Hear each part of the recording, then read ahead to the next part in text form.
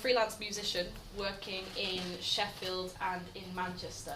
So I have what's called a portfolio career, which means I basically wear lots of different hats and do lots of different jobs based in the music industry. I'm a singer, I play piano, but my main job is as a conductor.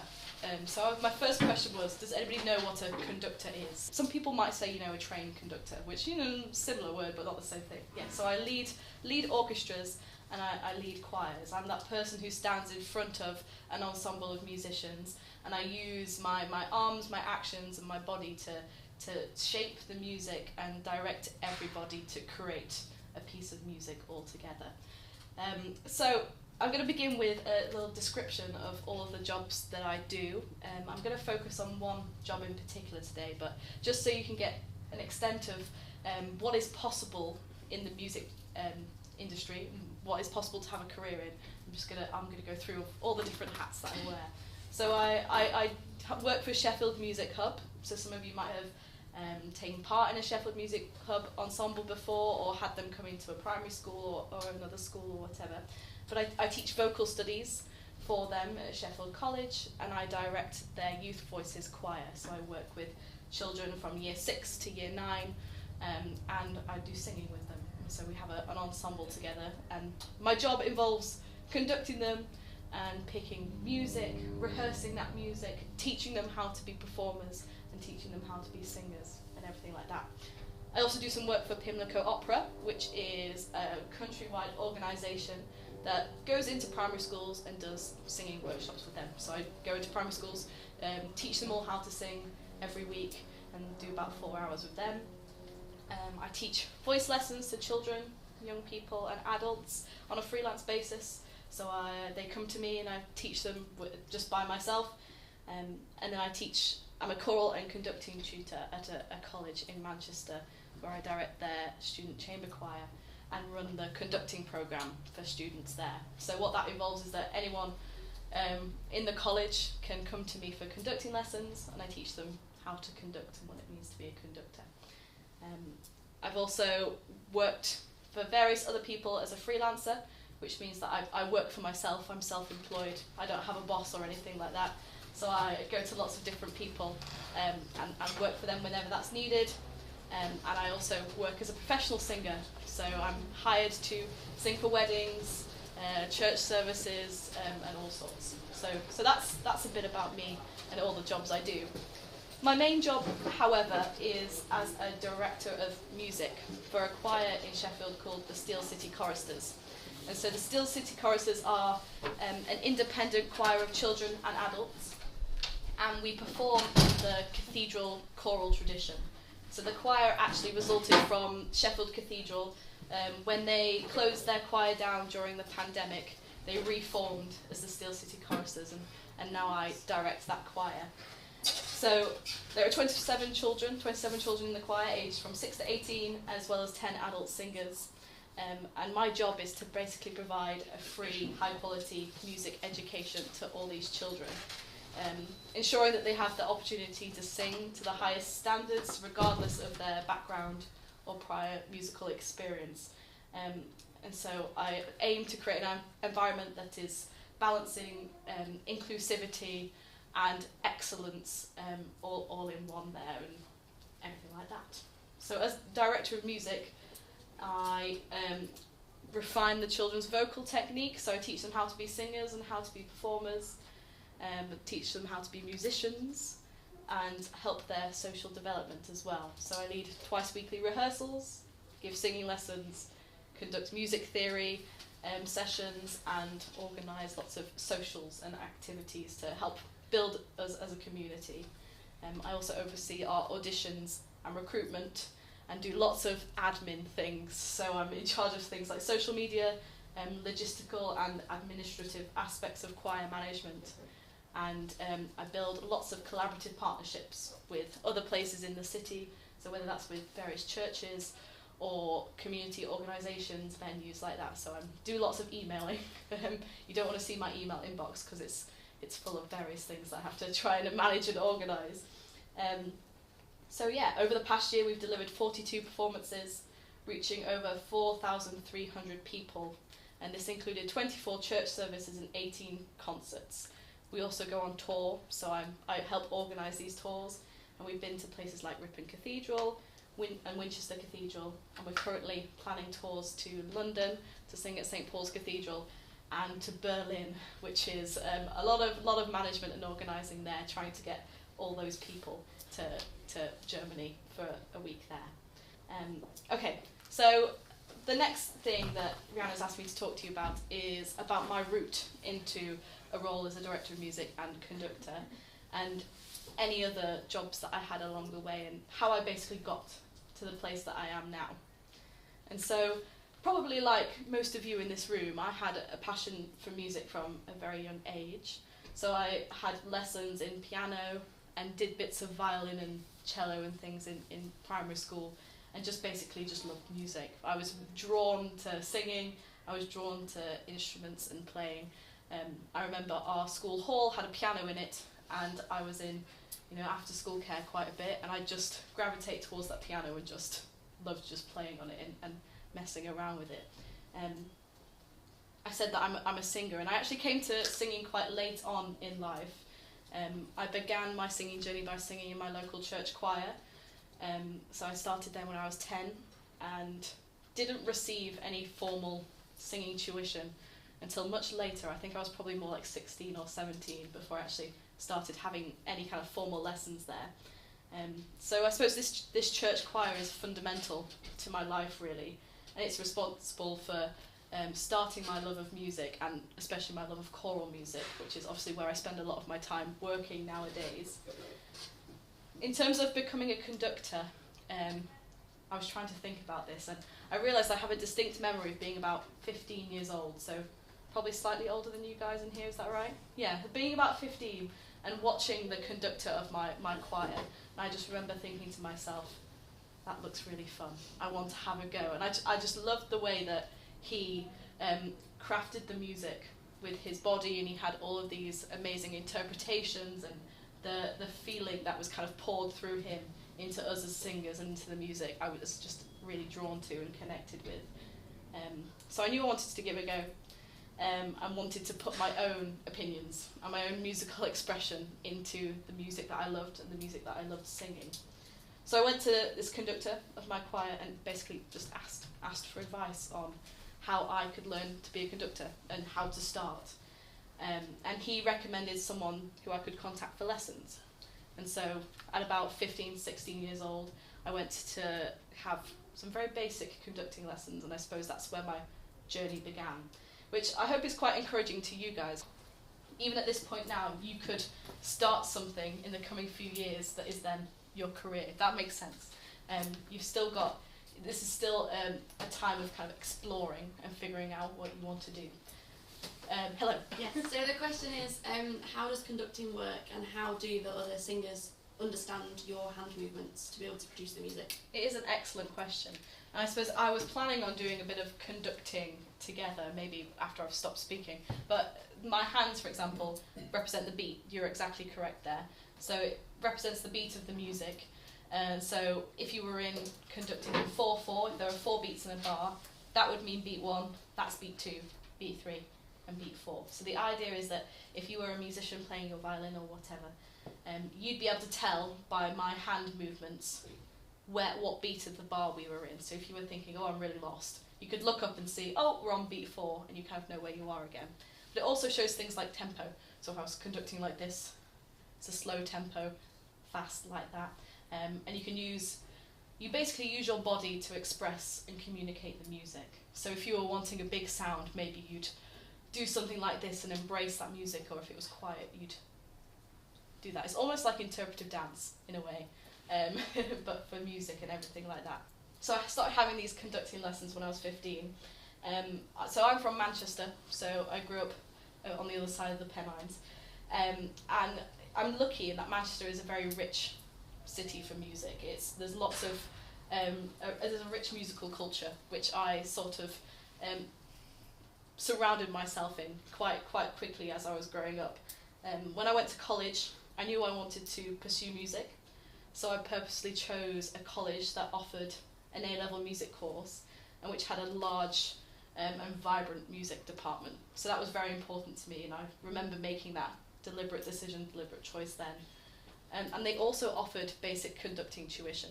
So I didn't know for certain whether I was wanting to be a professional conductor, but I still knew that I found it fun and wanted to continue my learning. I was also still having my occasional private lessons and began to learn the basics of conducting technique. But these sessions were just me and my conducting teacher and a piano. But as a conductor, what's really important is having real life people in front of you, real life musicians. And so it was at college where I took these first steps and basically relied on my friends and relied on my peers to help me practice and learn conducting. So I formed my own little ensembles, got 4 friends together, it didn't matter if they could sing or not, and just asked them to sing a bit of music, and I practiced conducting them. Or if they played a few instruments, we kind of came together and had a go at just playing music together. And so I could receive proper feedback from them and more importantly, develop my confidence leading people.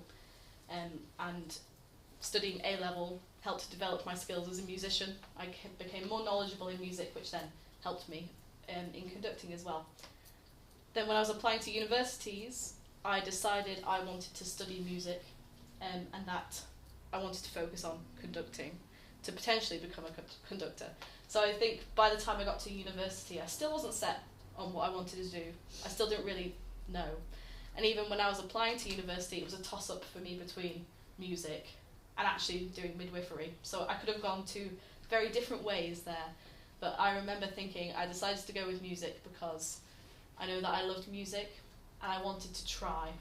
I thought to myself, even if I study music and I don't get very far with it, then at least I've tried, if that makes sense. I wanted to try and fail than not try at all.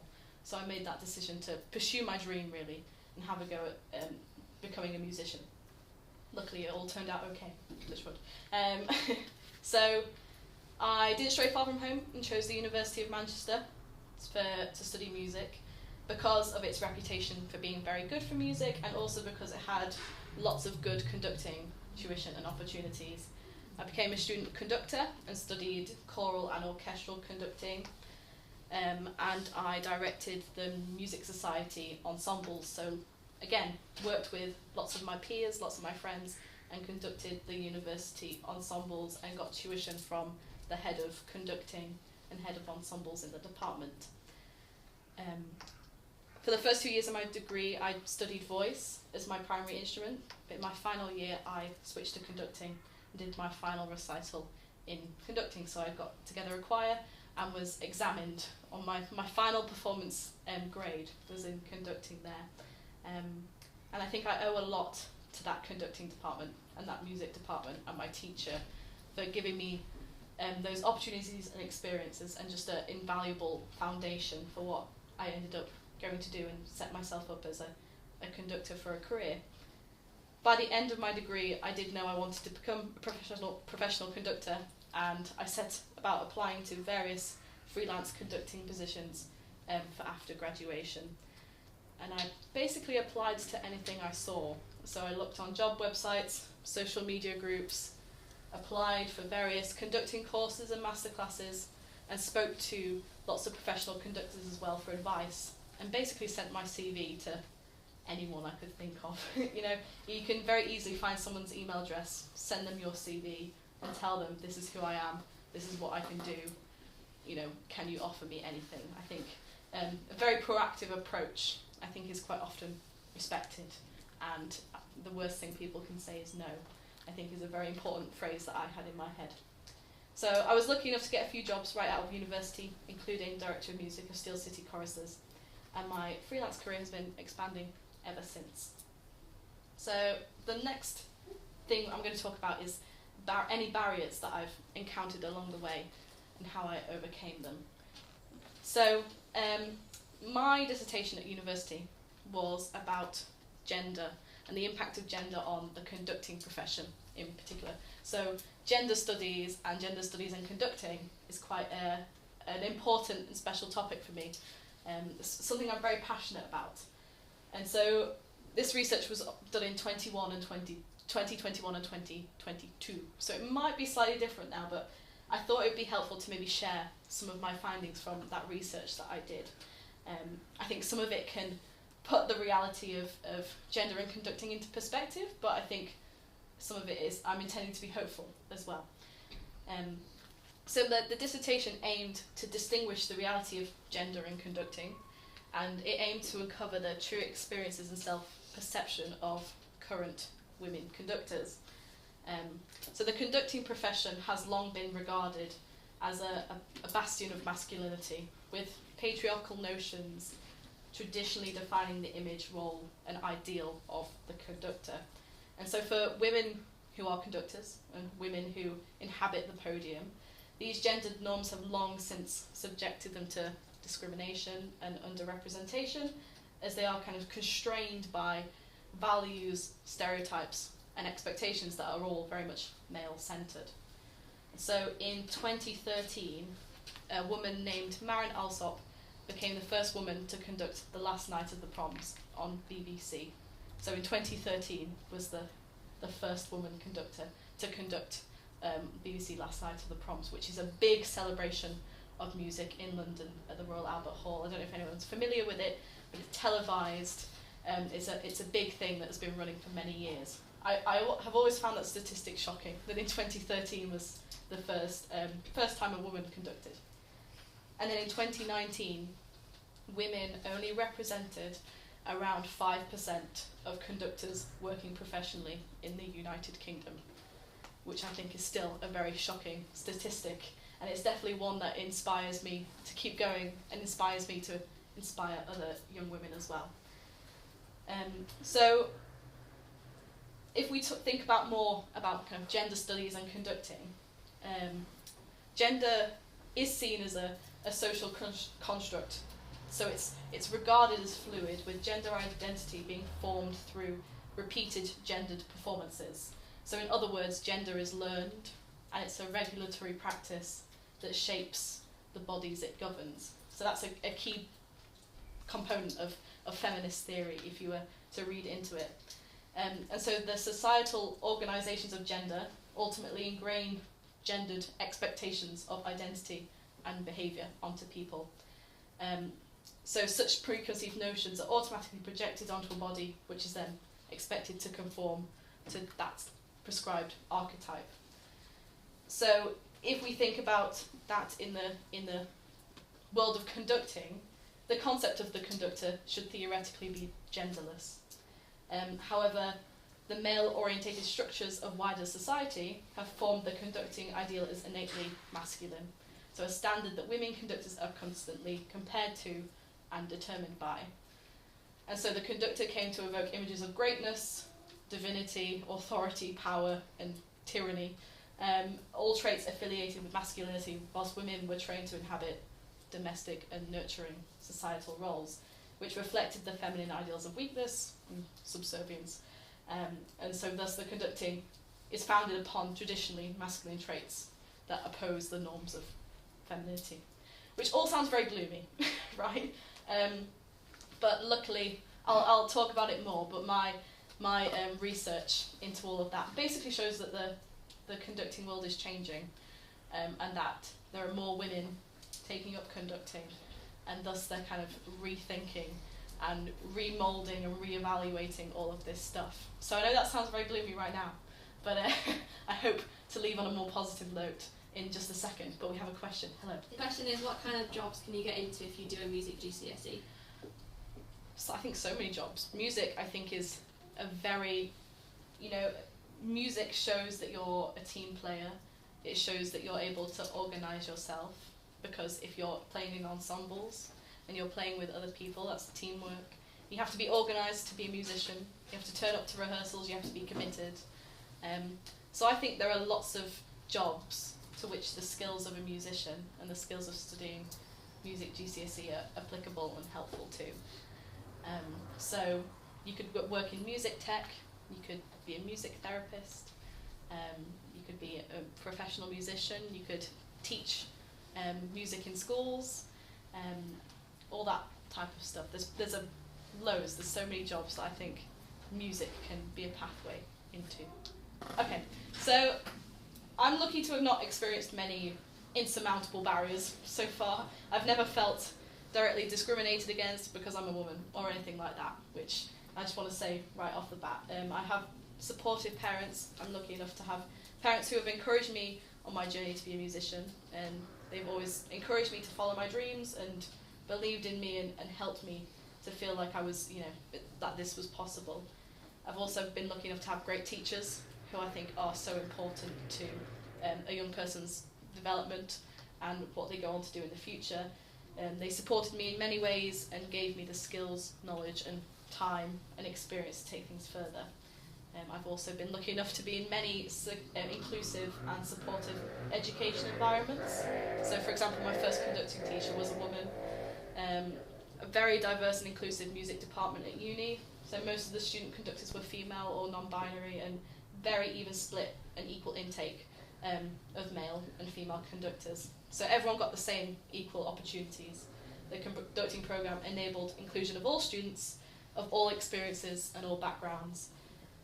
So anyone could be a conductor or learn to conduct, and they needed no prior experience, and you just had to show enthusiasm and the potential there, which I think is invaluable in helping people to become a conductor.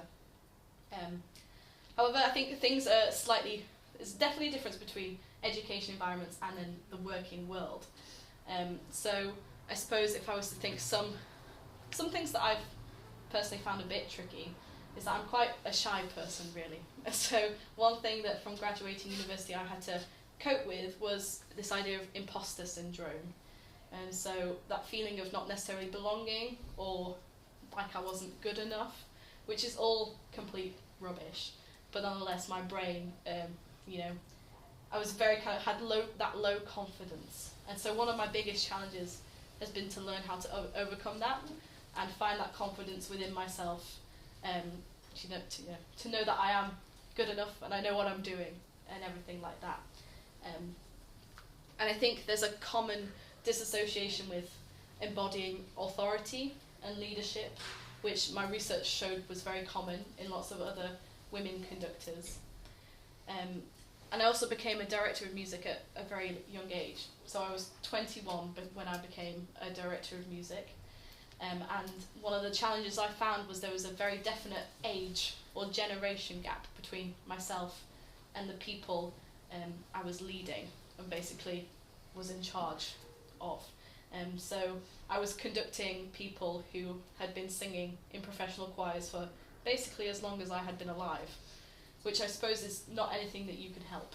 I can't help being on this planet 21 years less than you, for example. But that's just one of the challenges that I found, having that confidence to direct people who are twice your age and tell them, essentially what to do and how we can improve and things like that to lead those people.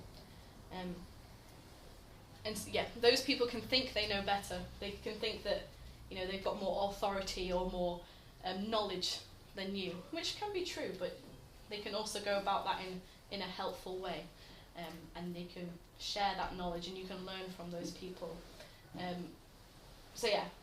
Something like that can be difficult to manage, but the more you do it, the more you kind of get used to it, and if you speak to other people and learn from other people, that can also help your confidence and improve and everything like that. There's lots of scholarly discourse surrounding leadership and gender, which I looked at in my dissertation, and there is a common notion that a man's assertiveness is a woman's bossiness. So a woman can be seen as bossy and kind of bolstering people around, whereas if you were a man, there's kind of, that might be deemed as assertive and acceptable, if that makes sense. And so, yes, that idea of authority is cast as more of a masculine thing and considered more demeaning for women. And I suppose the question you have to ask yourself is, would I have experienced or felt those things if I was a male director of music in my early 20s? Which is impossible to know because I'm a woman and not a man. And so I think asking yourself a question like that isn't necessarily helpful. You kind of have to find your own way of doing things, which I think is really valuable. You have to have the confidence, and you know that what you're doing and your thoughts and direction are valid, and everything like that. Another aspect that has been difficult is I work a lot in church music. So I work a lot in Christian churches and everything like that. And as a director of music who is a woman, there is a very distinct lack of gender balance within the church, especially within church music. So there are very few female directors of music in churches and Anglican cathedrals throughout the country. I can think of one other woman director in Sheffield, and I can't think of any in Manchester. And so I had a very distinct lack of female role models growing up. So when I was a young musician, all of my directors of music were men, and they were all wonderful and inspiring role models, and I certainly wouldn't be here without them. But you still feel the absence of female leadership in church music making. I didn't feel more or less inspired by one, but it's nice to see people that you directly identify with inhabiting the job that you want to see yourself fulfilling. And so people who look like you and are more likely, therefore, to share a similar lived experience and embodied perception. So it's really helpful to see role models that look like you doing the job that you want to do. And so I understand firsthand how important it is for children to see themselves reflected in the people who shape their musical journeys.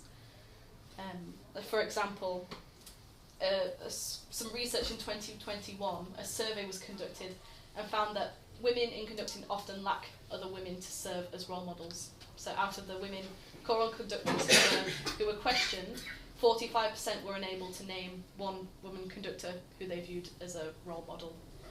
And so there's a distinct lack of women reaching positions of influence in the educational sphere as well as on the podium, and everything like that. So I suppose I'm deeply passionate about changing that and ensuring that young girls and young people see strong female leadership within church music ministry, and that the next generation of young girls feel empowered to pursue their musical passions and leadership roles, with confidence that they too belong in these spaces, which is absolutely true. You guys belong in exactly the same spheres as men and other people, you know.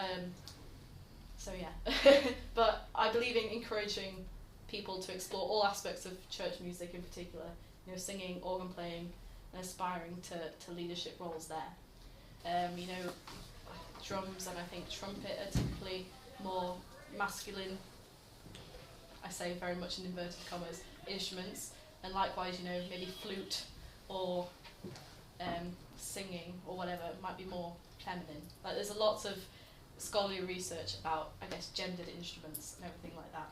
So I think a lot of, if we generalise it, I think lots of boys, especially when boys' voices change, they drop off from singing. So you're less likely to have, you know, male singers, or boys start to think that singing is uncool and that singing is only for girls, which is absolutely not true.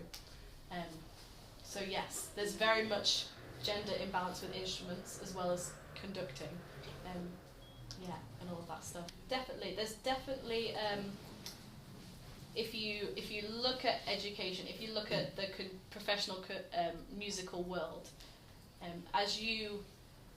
if you're looking in primary schools, for example, what people might call that lower level of education, you're likely to find more female staff. But the higher up you go in kind of professional music or professional music education, less women you will find. So for example, if we think about conducting or leading choirs, so in my work for Sheffield Music Hub, all the choir leaders are women. All the people who go into the primary schools and run the choirs for really little people are all women. But if you go up and if you look at some of the top orchestras in the world, it's mainly men. It's predominantly men, and it's harder for women to break into those upper echelons of the music profession. So maybe if that's similar to education, you might find more women working at a primary level or a lower down level, and maybe more men working in the kind of secondary or college or university sphere. But my research for my dissertation does show that it is important for you to have role models. I'm not saying that you can't have a role model in a man. You know, I had lots of inspiring male teachers and choir directors, for example. But it's nice to see someone who looks like you, if you were to look in a mirror, it looks like you inhabiting that job that you aspire to, because they're more likely to share similar lived experiences as well, than somebody of a different gender, perhaps, if that makes sense. But so yes, let's hear from you instead of just me. Helen at the back.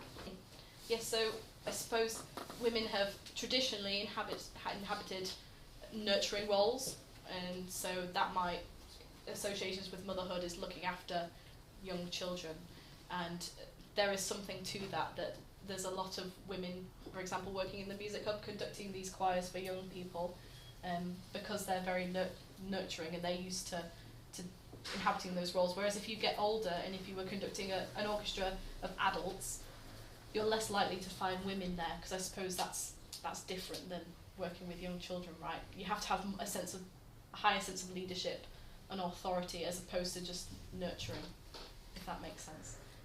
Yeah. So it's completely untrue that, for example, you can't have women who play the guitar, and you can't have women who play the drums, or you can't have men who sing. But there is that kind of imbalance to it. And I think you find in my job as a choir director, in the younger children, there's probably slightly more girls than there are boys. But as those boys get older and they go through their voice changes, as a singer, going through voice change, it's a very difficult time, and you find that most boys will stop singing, because unless you're committed to singing, when your voice changes, you lose a lot of your voice, if that makes sense. Your range goes really small, and then as you kind of get older and your hormones balance, that's when you get your range back. So it takes a very committed singer who's going through voice change to continue, and most boys will stop, or they'll think singing's for girls. And so I think it's important to encourage boys through singing and to guide them and to offer them support. And it's important, for example, to encourage girls to pick up instruments like drums, like guitars, because those instruments are not gendered. It's society who has gendered them. Anyone can play guitar, anyone can play trumpet, doesn't matter who you are. You're just, strumming some strings or whatever. So it's about encouraging and having role models and, spotlighting these things. Because that's how you promote change, right? If you acknowledge something, then it's out there in the world, and then you can change it. If you keep something covered, then it's very, very hard to change something. So you have to talk about it, which is why this is really important, because then you can enact change, and you can think, hang on, this is weird, why is it like this? And that's how things change. So the music that I primarily work in is more classical music or church music. But I suppose if you were thinking in a DJ perspective, there's lots of kind of music production as well. I don't know a lot about that sphere of music, but definitely you can have the music production side, and you can produce that music or produce a set list or whatever, and DJ.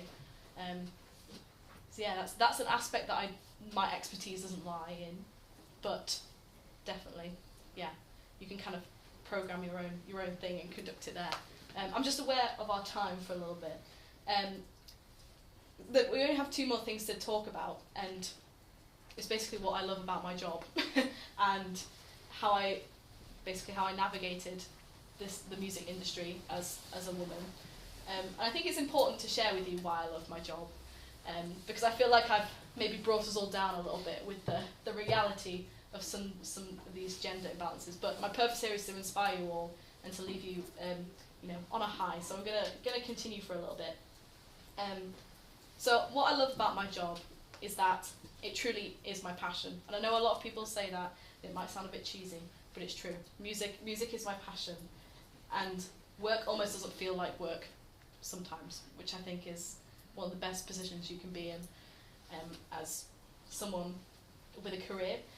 I get a lot of joy from making music with people and performing for people and sharing that joy. I get intense pleasure in crafting and making something.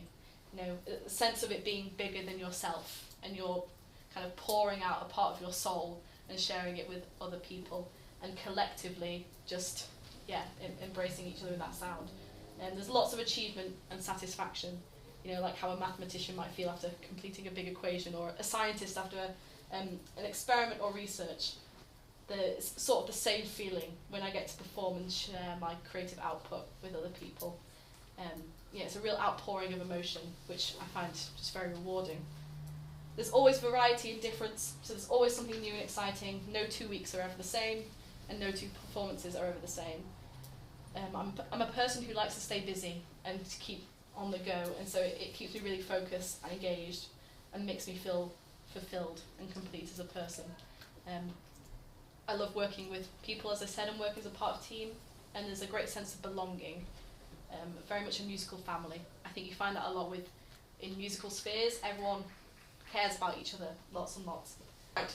People, yes. So working with people, and I think inspiring the next generation of musicians.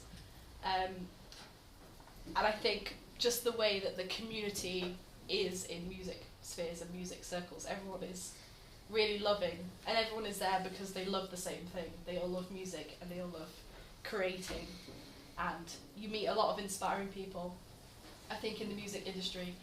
And I think it's important to remember that they're all people who could have chosen a career pathway that's maybe more traditional, or a career pathway that's going to guarantee they can buy a house, or that they're going to have a stable income. But they're all people who have chosen to take that risk, that career risk, for something that they love and for something that they want to do, if that makes sense. So they've not decided to become accountants because they're going to be rich and they're going to have a stable job for 50 years of their life. They've chosen a career of kind of uncertainty because that's what they want to, sorry, my voice is still, but because that's what they want to do, but that's the passion that they have.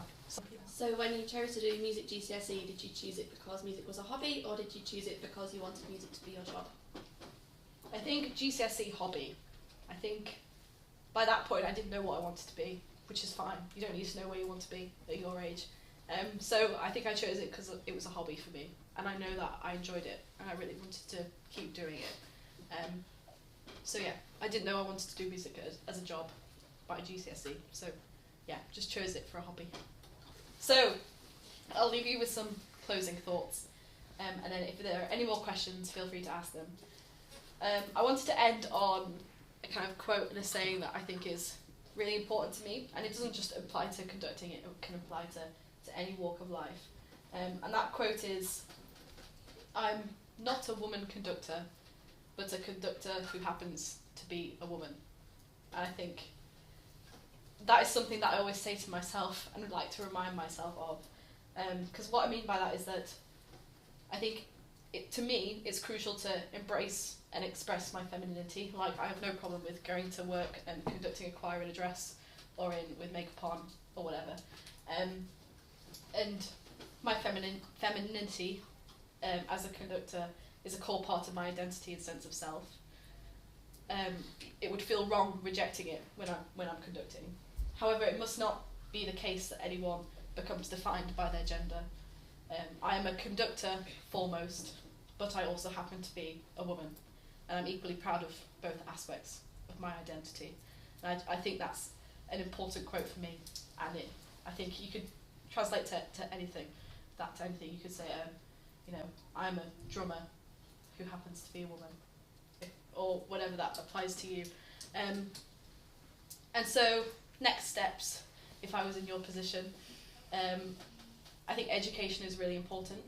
So the work that you're putting in now is for your future self. Whether you go on to be a career musician or you're just doing it as a hobby, you're doing that for you, and you're doing that for yourself now, and you're doing it for yourself 20 years time, 40 years time, wherever you want to do. So it's important to, look at courses, look at workshops, observe people who you admire, speak to people, get lessons, shadow people who are working the career that you want to see yourself in, read books, read articles, read papers written by the career that you want to go into. For me, women conductors. Networking as well, so go to the people who work in the sphere that you want to see yourself in, speak to other people, get advice, opportunities from them. So yeah, important to make contacts and meet people, reach out for people. I spend a lot of my time going for coffees, which is nice. You know, you can ask someone for a coffee, have a chat with them, ask them for advice on what they do.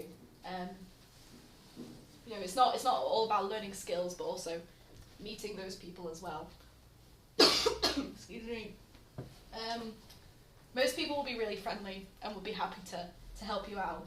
So don't be afraid to ask for help and to ask for advice.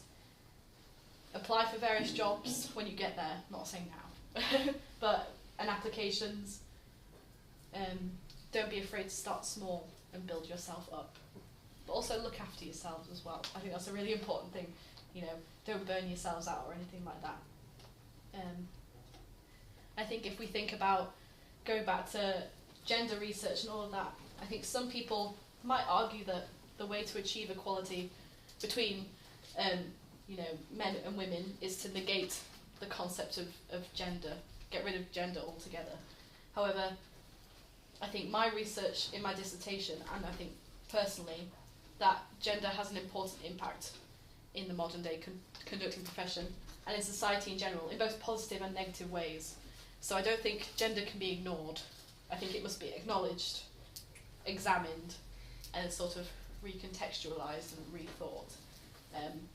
So there exists a barrier of patriarchal social perception and bias and ingrained behaviour, which we can't change overnight, but I believe it is gradually happening. I think the world of female conductors is changing. I think of the world of women in the music industry is changing. And I think gender is being redefined and embraced in these spheres, and that women conductors and other female musicians are kind of reclaiming their perception. So I think, for example, in conducting, the present day profession is separating from the traditional ideal of the male maestro, and current thoughts and ideologies are favouring a more kind of degenderised and collaborative form of conducting. I think lots of women conductors are detaching from societal feminine norms, and I think maybe society is doing that in general, and women are unashamedly embracing and portraying every aspect of themselves on the podium. And so they're breaking away from their previous embodied perception and becoming an established norm on the podium. So they're asserting themselves as strong individuals who are akin to their male counterparts. And so I hope this talk has been helpful. I hope it's been inspiring and sort of given you a glimpse of maybe what the conducting world is like or has been like, and how it's, to my belief, is changing for the better. There's still a long way to go, but you know, Rome wasn't built in a day, as the saying goes, and it is changing and things are changing. And so I want to remind you all that you belong in the music industry. You belong in that space. You can inhabit that space, just the same as men do. And so not only from a conducting perspective, but music industry perspective, it is achievable for you and you belong there. So I suppose, I hope that's been inspiring. We don't have long for any final questions, but if anyone wants to ask anything, then I'm happy to stay for a little bit, or you can ask them now if you want to, if that's okay with you two.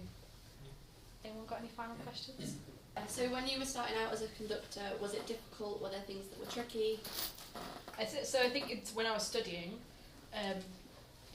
no, I don't think there was anything that was difficult, because again, I was studying in a very inclusive environment, one that was very equal in its opportunities. So, but when I started professionally, I don't think there were any big barriers for me. I think there were more sort of perhaps personal barriers, you know, having to find that confidence within myself that I belonged there and that my knowledge and my opinions were valid. You could argue maybe that was societal in some way, some sort of ingrained behaviour that I had within myself that I had to try and overcome. But the only other thing I'd say was the lack of female role models. I think if I'd seen someone inhabiting that space that I wanted to find myself, I think you can then picture yourself in that position a lot easier. But I think relatively, you know, there wasn't anything too difficult to overcome, I think. And I think with the experience that I've got now, I think those things are a lot easier for me. Do you still play any of the instruments that you learnt when you were younger? So I don't play violin and cello much anymore, but I didn't get very far in my learning with them. I do still play piano, which is important for my job as a conductor, so I accompany rehearsals and things like that. So I recommend this is quite a strong statement, but I strongly recommend whatever instrument you play having some knowledge of a piano, whether it's just, you know what the notes are or whatever. I think piano is a very good instrument to have some sort of foundation in. I think it helps with whatever you play, having that knowledge, and helps working with other musicians as well. So yeah, I play bits of piano still. Thank you so much for listening and for asking some really great questions as well. I look forward to seeing you in the future leading immensely successful music careers, or whatever you choose to go and do, playing music for hopefully a long part of your lives. So thank you all.